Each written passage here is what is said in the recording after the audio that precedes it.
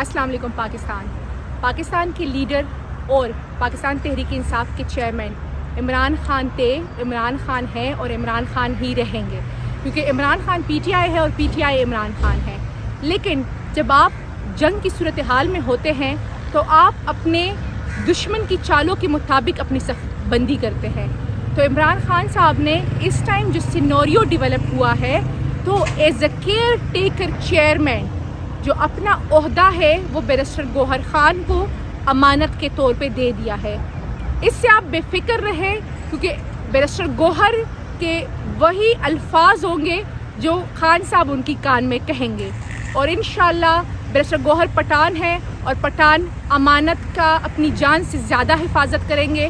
تو یہ امانت ہے صرف اس ٹیمپرری سچویشن سے نکلنے کے لیے، اور انشاءاللہ بہت جلد جیسے ہی توشخانہ کا فیصلہ آتا ہے تو خان صاحب الیکشن میں بھی بھرپور حصہ لیں گے اور واپس اپنا منصب سنبھالیں گے۔